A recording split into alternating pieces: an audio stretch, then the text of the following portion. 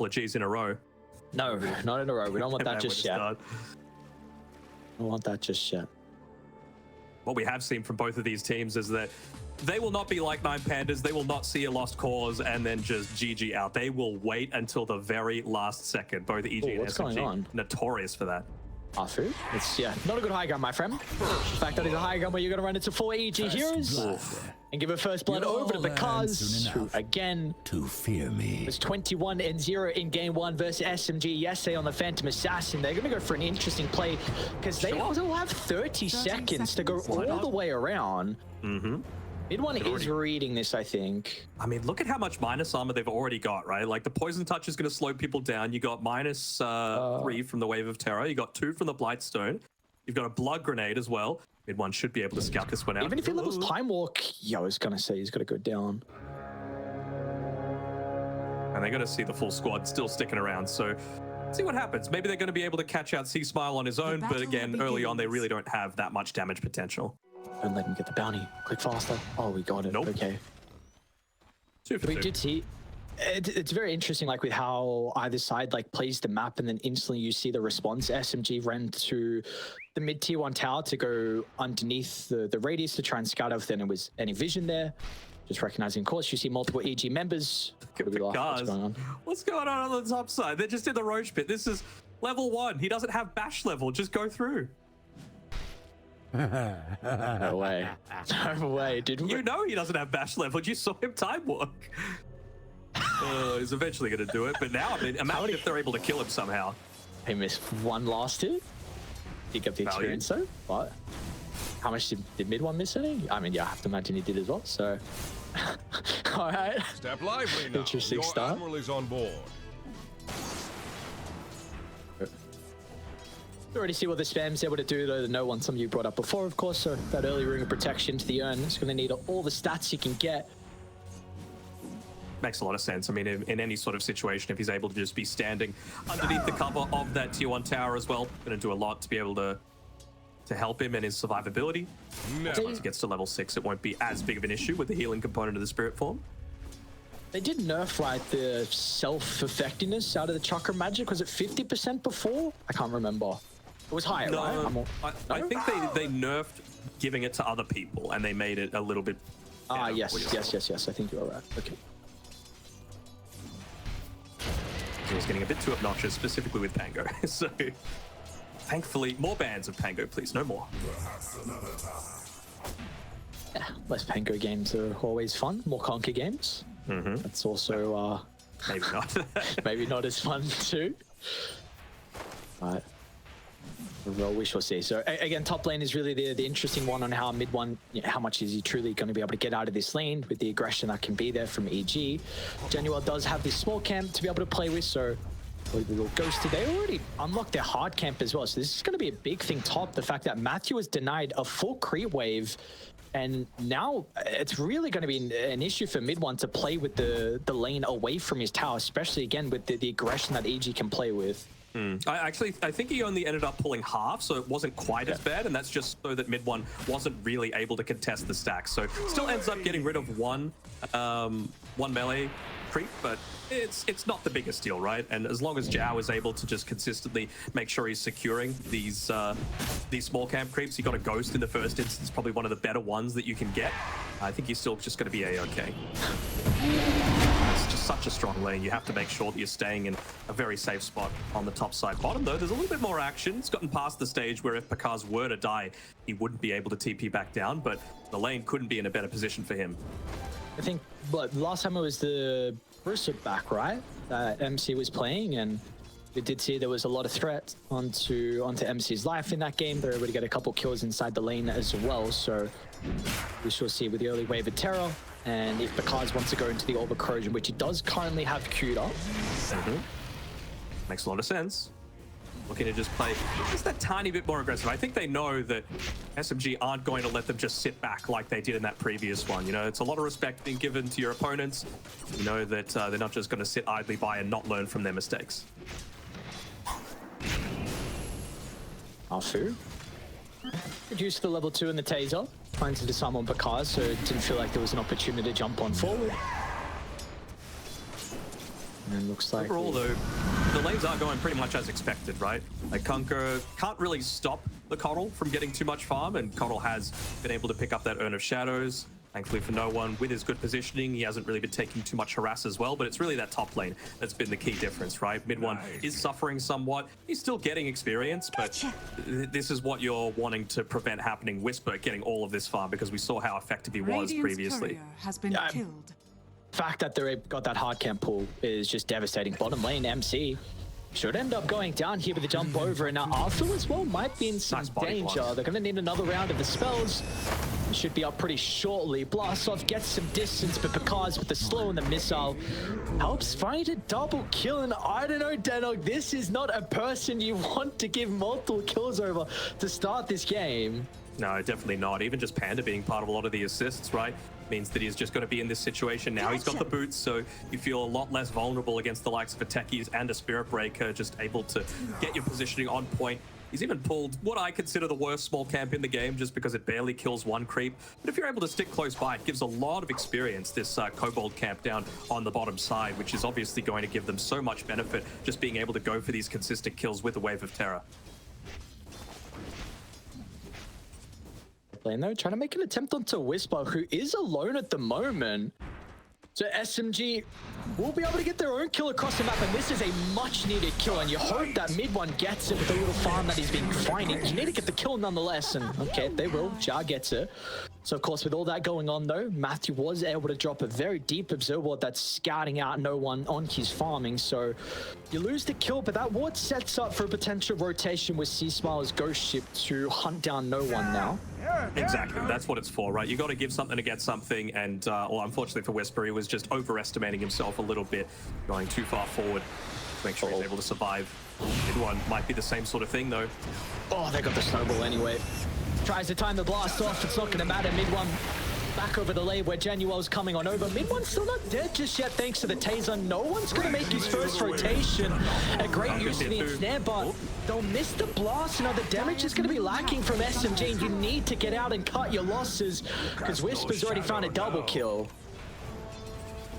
It was actually Panda that ended up TPing in. C-Smile still able to sit most of the time in that mid lane, pick up even more of that farm.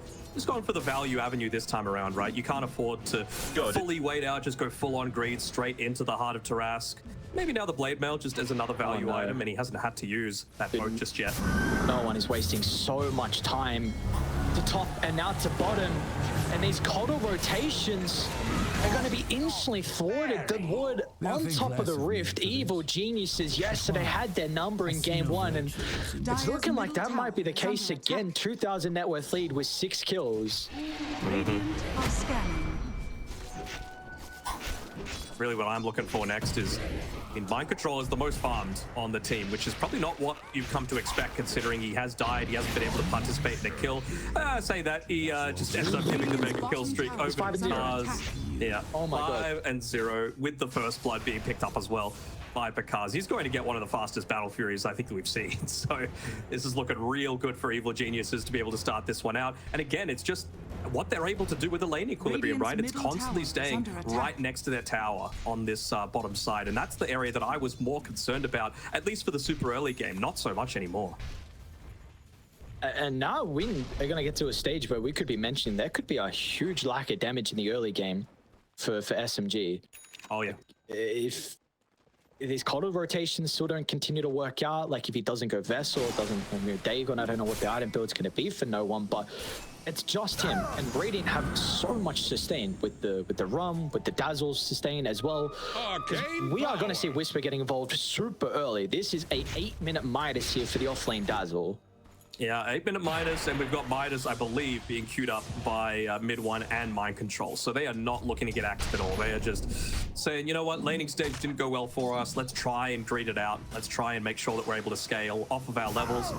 MC is able to get into that level 9. He can be a bit of a nuisance, but again, going up against a Kunkka, not the easiest hero for a Spirit Break to play against. You can just get that X-Marks off onto you. So who makes the space though for this double Midas on SMG? Is it just some calculation deaths?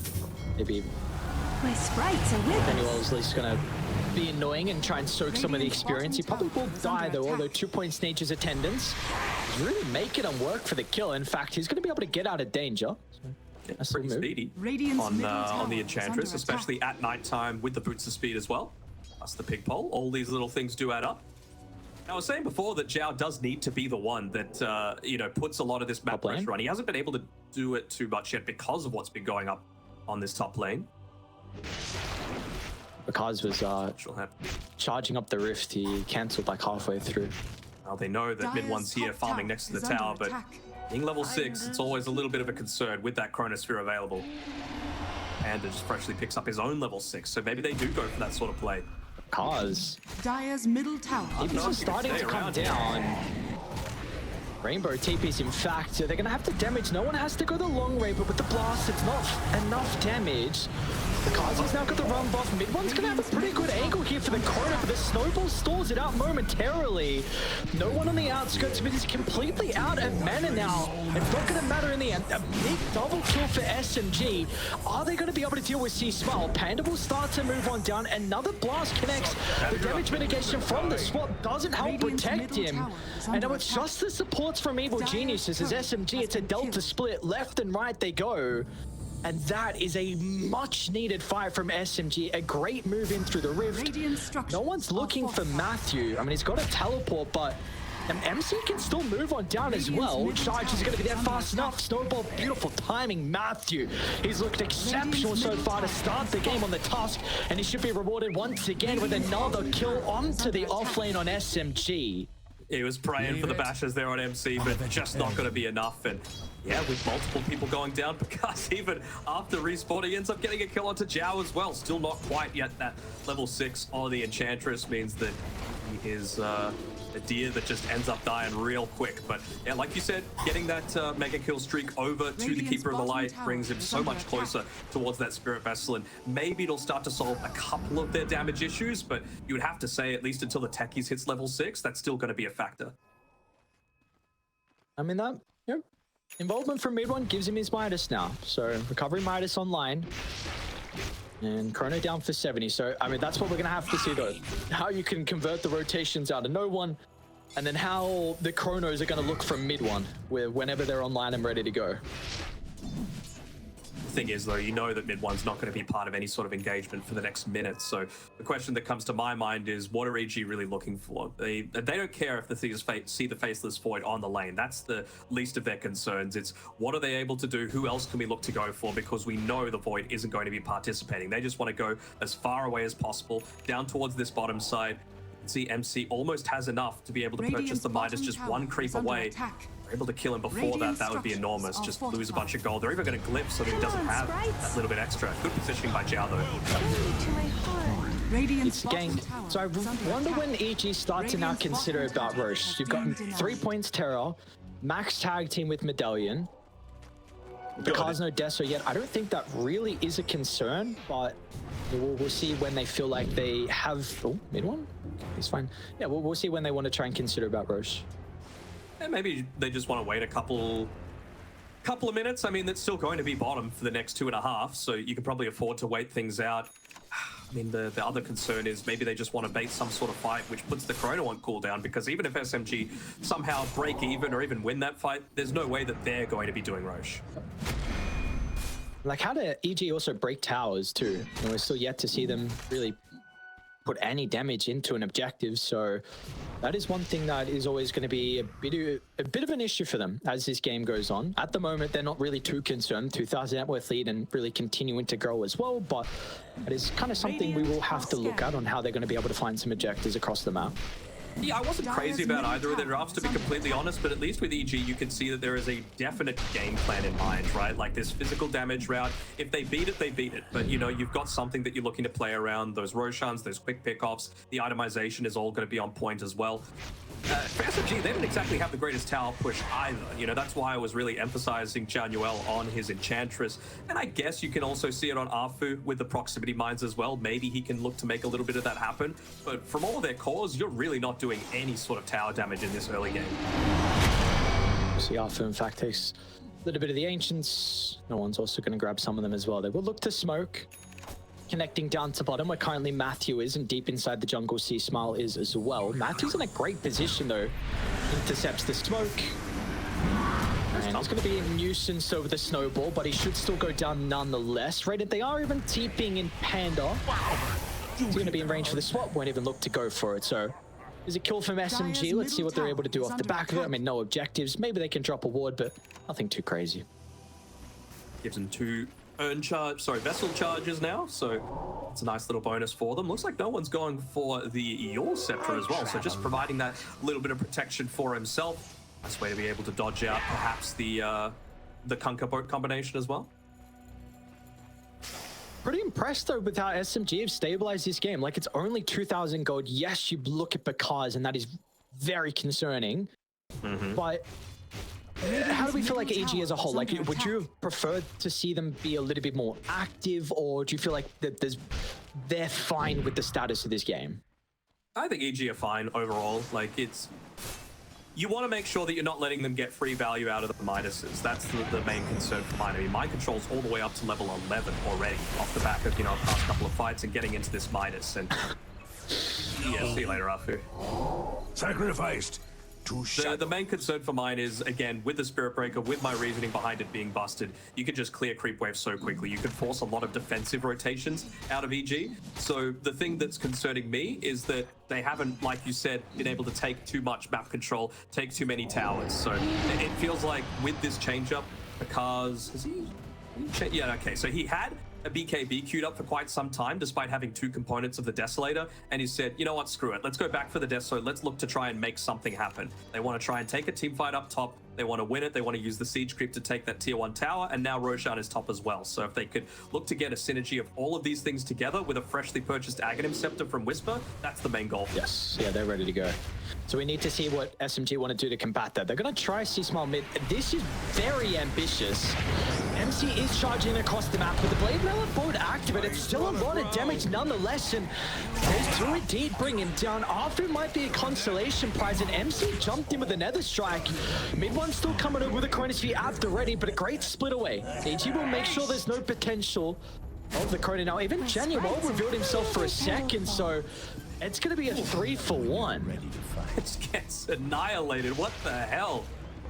He was killed faster than Elon's killing Twitter right now. I mean, that was absolutely ridiculous, with Xiao just basically getting one-shot by PA. Tower is under attack. He needs some armor, man. He's almost got the Dragonlance, to be fair, so a lot of that kill threat is going to start to come out from this hand. You can't just ignore her completely.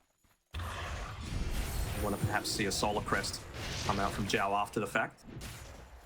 Both for protection as well as just buffing up your Faceless Void. Radiant's bottom tower is under attack. All right, they're gonna maybe. It looks like they're completely avoiding this top side, so they want nothing to do potential Roche fight, even with Chrono at the ready as well.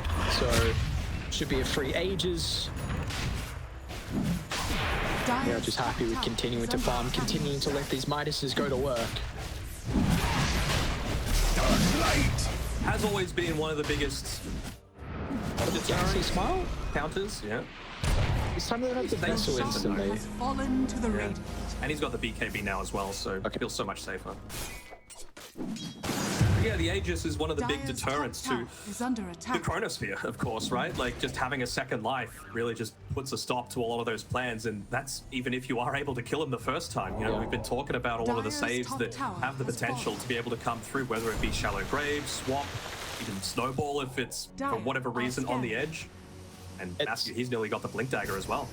It's a very difficult Faceless Void game to land Chronos for mid one. In fact, I don't want to say possible because he could do it, but like, I would not blame him. We see some not the greatest Chronos. So, Arthur, hello. Multiple EG heroes pop through. Why not all 4? Rotating down to connect to C-Slow. Should be able to get this tier 1 tower. They've got a great ward as well. And also, we are going to be looking at the Wisdoms in about 2 minutes 10. So, minutes 50, sorry. So, we might even stick around to try and continue to control that. Tower is under attack. Midwan's got his Mjolnir picked up as well, though. Has to be very careful about sticking around. If a PA is hitting the tower, that means that the team is close by. He's going to be able to pick this one up before that fight happens, and he's got a lot of damage output coming out now off the back of his attack damage as well. Dire's courier has Actually going into the Solar Crest next. Radiant's top tower is under attack. pretty much the Octarine. Needs one more component, but he's got the gold for it, so... Dire's bottom tower Scary is stuff. under attack. Radiant's top Again, tower it's just the is under distraction attack. plays. That's all that MC's trying to do. Keep these other lanes pushed in. You don't really feel all that confident in being able to fight just yet, but that is just the second tower that you've lost for the game, and you would have to say that no one on his Keeper of the Light is one of the better heroes at being able to just keep this push away. You just got to be very careful. You don't know where Pakazs is positioned, so it's always just going to be in a position to be able to jump through. Radiant's top tower is under attack. Very good job of stalling for now. Yes, yeah, very impressive. See if they're able to continue to do that though. Janua looks like once again it's going to be the sacrifice, trying to pop some smokes. Wasn't used this time for the attempt, but nonetheless does see 3 heroes, so instantly see MC is going to TP down to bottom, means that mid one, who has made an interesting decision going from Mask of Madness after the Mionia is completed, so winning looks like a little bit more kill threat by himself inside the Chronos. You wonder how he's going to continue to progress as this game goes on as well in regards to his items. He just wants to chain bash people, man. We saw how effective it was when it was being played up against Ramses on the Sven, right? Kind of similar sort of thing up against a PA, or maybe the evasion. Yeah. Jump over the top, it's not going to matter. Even though the mine scouted them out, no one gets blown up. And Arthur stuck inside the shards, trying to pump fake. Won't be necessary to get the blasts off, but I think maybe, I don't know if you melt. I don't know if the pings were too late or something, because they walked up the higher ground with the smoke and the mine pop, but I think potentially because wasn't with them, it was a little bit closer to the coddle then. Gotcha. And even just the Tidebringer itself did about 700 damage to be able to kill the coddle just then, so it's a lot to have to contend into. Again, you got to give some commendation to SMG. They're positioning themselves around this Wisdom Rune. Matthew looks like he'll be in a position to take it, but as long as they're not taking objectives with this Aegis, I think that's the bigger issue. They might be able to yoink away the Tormentor. It's not an amazing Axe Shard to be able to give over. Dies in about 2 seconds. But again, you're just getting more usages out of the Midas. You've got Spirit Breaker now level 15. He's got the Bulldoze cooldown available as well. He's got the Octarines. So you're just so much more capable to be out on the map and a lot less killable. And this is the big timing that I was talking about, right? If he's able to get into that Shadow Blade on Mind Control, maybe you do find a pickup to be able to start these engagements, and then Faceless Void, who is in a very advanced position right now on mid one. I think he should be able to just get away. But yeah, if MC takes out, let's say, the Dazzle or the Venge to start the fight, it completely changes mid one's potential for really impacting these team fights with the Chrono. May be in trouble here.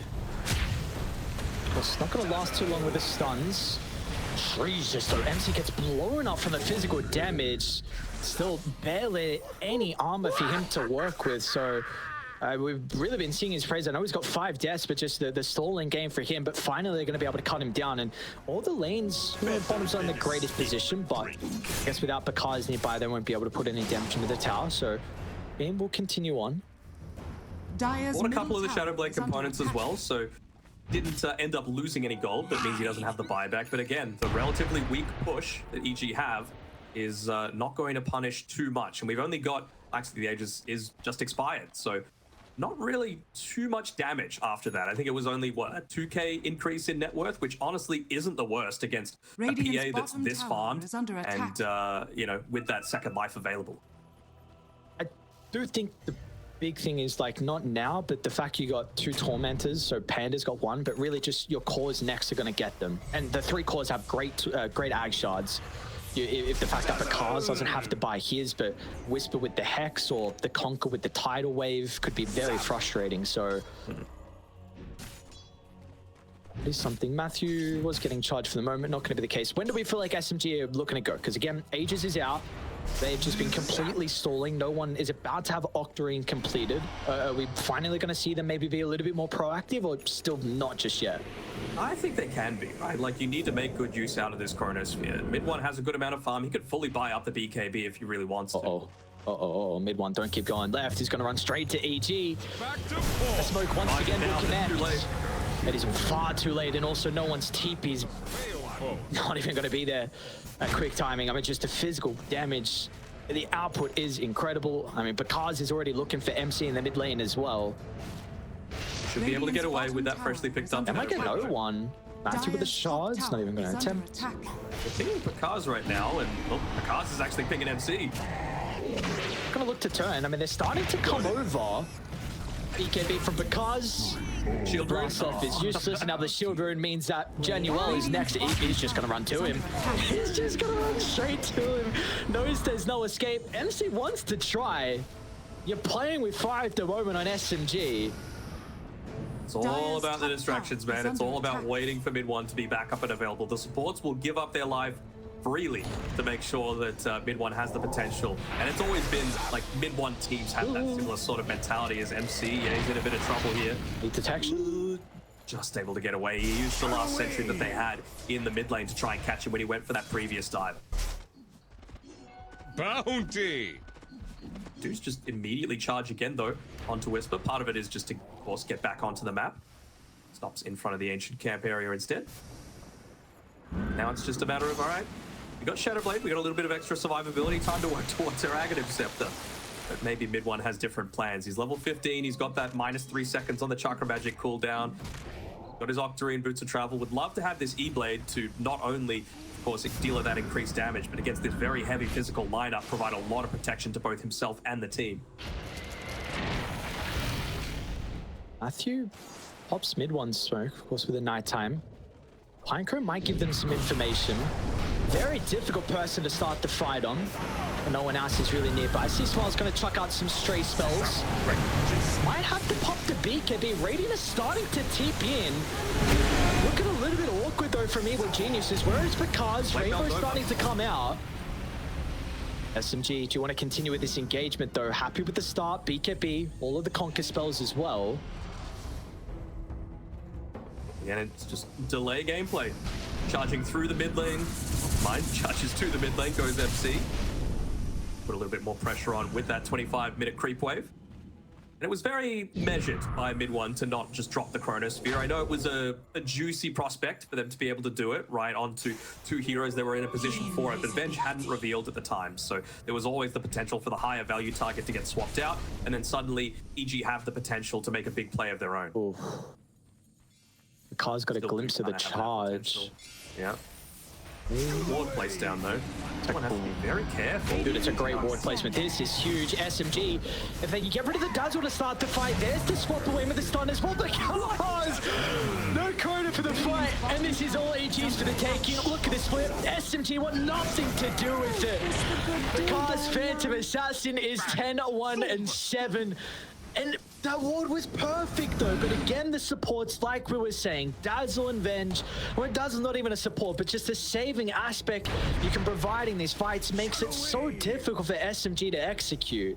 When I say one hit, that's what happened. It was ridiculous that the amount of damage he was able to take out. Sorry, 2 hits, but it was 1 hit onto the techies. 1,800 damage, I believe, in being able to instantly wipe out Arfu there. But it's just crazy how much damage this guy is doing right now, and it's only going to get worse with the Aghanim Scepter freshly picked up. He could just go from target to target. Doesn't even have the break.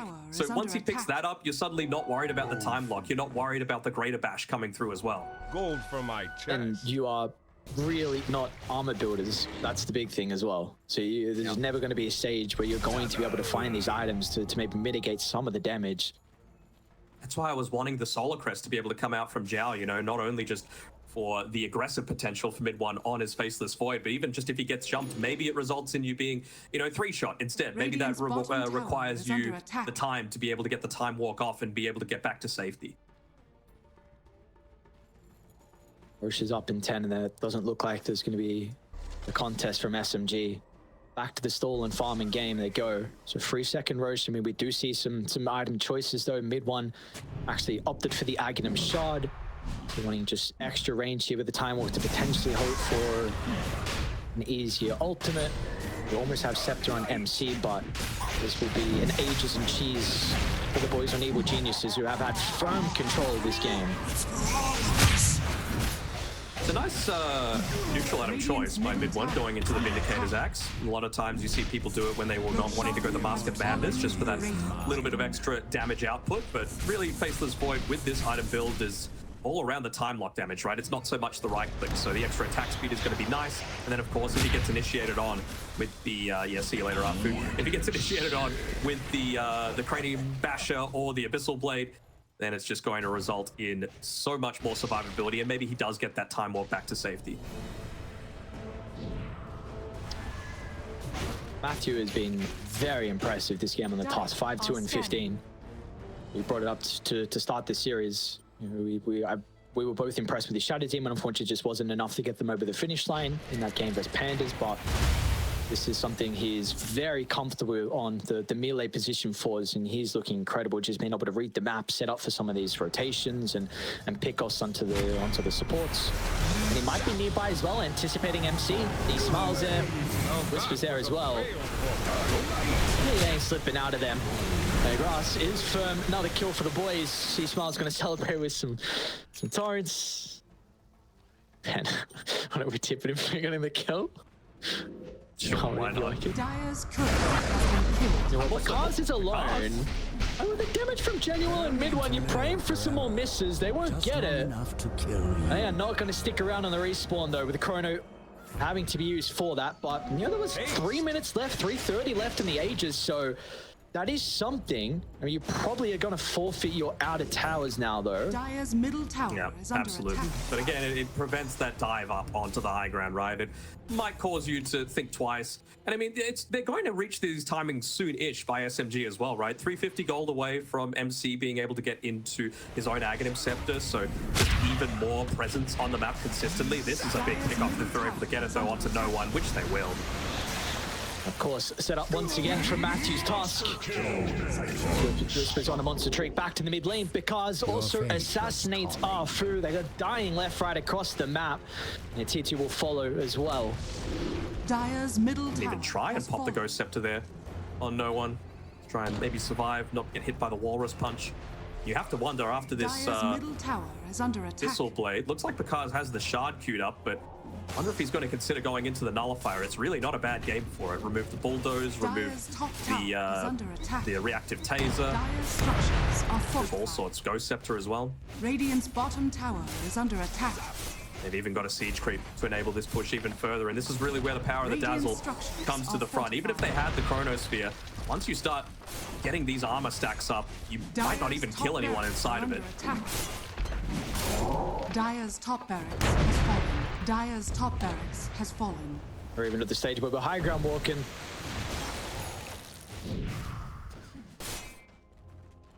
Is that Ags though, for MC?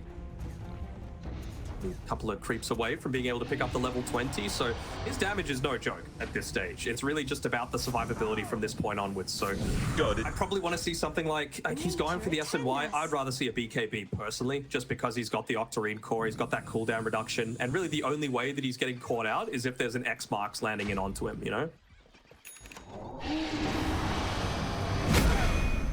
Even now, just predicting that they have this big spike coming. Lincoln Sphere now for Wisper. He realizes how important he is to the success of a lot of these engagements. So see if he reveals himself on the lane. He stayed hidden for now, but that might change some of this target prioritization. Maybe Panda is the one that they're wanting to go on. He's gone for the classic double Wraith Pan build, the extra value. Hasn't gone for the Aghanim Scepter, so it They're makes the split Vendor top, really man. well They are target. not together with mid one. He's going to time up towards. Just mid one. He needs his Might have to boys. use the chrono defensively, but what can they do off the back of that swap? Keeps Matthew alive, and now the grave is going to be there as well. This is not the start that SMG need when you're 18,000 behind. As MC tries to make some space, but Pakazs will just jump over for. They haven't guaranteed any kills just yet. But the Torrent Storm out, it'll stop MC's retreat, and our C-Smile's going to try and lock onto mid one. Back inside the middle as well. Januel's continuing to beat with the impetus, but it's just not enough. Mid one gets crit down. No one dies on AG, man. And it's just been their game from start to finish. It hasn't looked close. A 4-0 from them. And they can look to get some objectives now off the back of the successful fight. Really is a similar sort of game plan to what we saw last time they ran this similar sort of lineup, right? Dazzle, Kunkka, big late game carry, whether it be the Faceless Void or a PA. It just feels like it is their 101, the strategy that they're going to go for every single time. If it just taken his time to be able to clear out a bunch of these remote mines because he's got that paladin sword, he's just going to regen it up immediately. Dire's middle tower I mean, has fallen. this feels like tier 4 attacking territory, right? Like, you're going to try and bait out a buyback from the Faceless Void. Looks like they're going to take the measured route, though. Back off. Look to secure those mega creeps. I'm not really sure how much Nocturne techies is going to change things, though. You got P2 Tormentor and Wisdom in a minute, so play this one a little bit more measured here from Evil Geniuses with the lead they have. Lads as well from Venge, because of course, why not? There's 3 Wraith fans and a Quiver. But yeah, doing his best to be able to survive that extra little bit, but I mean, it's the issue that we had with SMG when we were casting that game previously, right? It just feels like they have different priorities on the different members where they're not able to fully connect. Like, have we seen a single 5-on-5 fight this game? I don't think we've seen SMG fight as a full unit once. But I think that, how are you ever going to be able to do that with the start you had? I think it's possible. I think you hit, there were small windows, but I think you hit windows where, because of a lot of the pushing that, for example, MC did and continues to do with his charge once he was level 9, it's so much more viable to be able to go for these sorts of things. And just like the couple of minutes when Aegis had expired and you hit into your BKB Mjolnir, for example, maybe then you could look to make some sort of play. Pakazs is just going to continue to scale, not even level 25 yet, so he's going to get even stronger once he gets to that point. He's going for an Aeon disc on Pakazs, wanting to keep that death to just 1. No, never mind, he's got MKB. Makes a lot of sense. I mean, as soon as he sees the Eagle song from the Faceless Void, he's like, all right, time to make sure mid one's life is even worse than it is right now.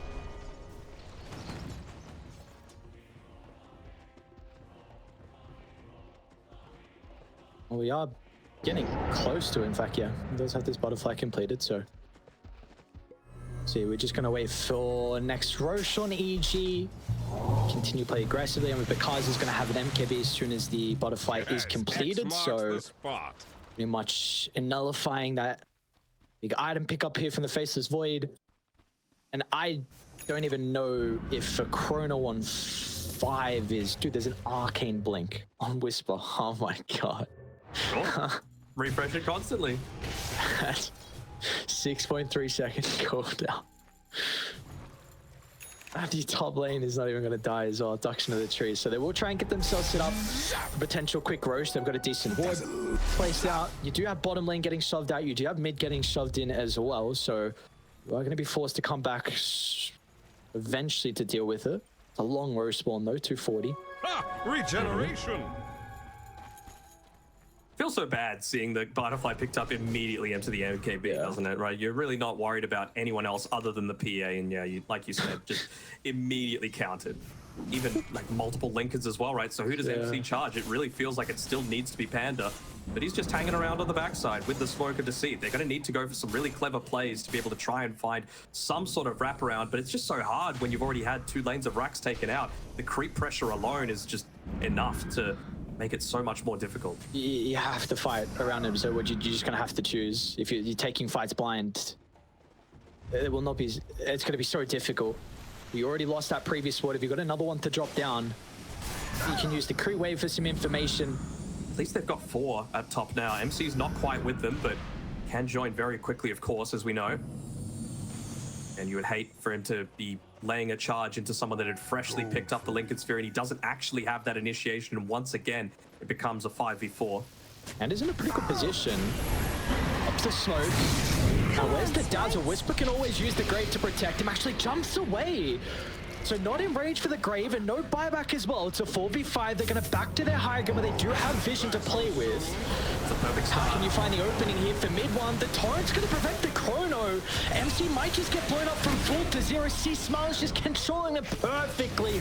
The Conk is such an issue now. Pakazs sees an opportunity to jump the Faceless Void without the threat of the Chrono. Once again, it is all EG. They barely break a sweat. This Conker hero, what a one it is indeed. And now Roche, unfortunately, still not up just yet. They will be able to get the rewards afterwards. It was the perfect beginning that they could have possibly hoped for, right? Venge dead, no buyback, wouldn't have even mattered if you're able to start it off. But then it's just you're going into this such small choke point that you're able to get that Torrent Storm, giving you insane value. You once again, with that level 25 on the PA, get multiple procs of the coup de grace, and it just makes it so much more reliable for you to be able to jump in. It was a pretty good time walk timing by mid one, but it's just not enough. You know, the 6-second cooldown felt like an eternity for him. I really wonder, like, heading into this next game, how you're going to try and change the draft up from SMG. Dire are scanning. I do not think you can give C-Smile the conquer again. I mean, KD might not. Dazzle, to be honest. It's just like, I'm very surprised at least the games we've seen from them. This is our third game. I don't know about the other games, but how they haven't put priority on no one's conquer. Like, if we go back to his days on Virtus Pro, this was the conquer play without a doubt. I mean, he was the inventor of like the Radiance conquer that took everyone by storm. And I feel like you got to look at something a little bit differently if you want to ban it, if you want to block pick it or something, because this hero it's freaking dumb. It's dumb. You can nerf it a little bit with some of the with some of the attributes and some of the numbers. It doesn't matter. It's just the control in fights, dude. It does too much, and now he's got a refresher shot on top of that. I mean, to be fair, they didn't exactly make it easy for themselves either, right? As soon as you saw the potential that this was going to be a bit coral, you didn't really like it. You know, we talked about why the Conqueror is quite good against it. All of that reposition really hinders what Coddle does quite well, which is, you know, you're pretty elusive. You can deal a lot of that burst damage, but not if you get caught. You have effectively zero survivability in that sort of instance. And yeah, we were really hoping that they were able to take the fight to EG a whole lot more, but they went down a double Midas route. It doesn't really feel like the SMG DNA. Dude, no, he's there. Someone's... Oh my god. Oh, that was way too close. Oh no. You know that C-Smile is there. He's backing up the rest of his boys. Oh, a jump. Exit back, almost be able to get a kill. Maybe they see an opportunity now. C-Smile's going to drag him out. Now he's got a buyback at least, but... I don't just keep using the X's and keep assassinating some other members. Go for MC2. Oh yeah, this hero is also equally dumb as the Conquer. You do. Oh, it's jumped in the It's over. What is Conquer? What is this hero, man? Are you serious? Let's celebrate. Time to bounce and dive. Time to get some more kills. EG. This was a incredibly clean game one on an Exilda gem. It doesn't matter. Just that water world just coming through, just completely ruining mid-one's life. But I mean, that BKB still has 8 seconds on it, man. They just haven't been able to find these sort of situations where no one has any level of effectiveness. It really does all come down to the Conquer, doesn't it? Like, he's the one that stopped a lot of the push happening just through the Tidebringer. The minimal push that they had. He's the one that sets up a lot of the fights. He's the one that provides the majority of this team fight collective. And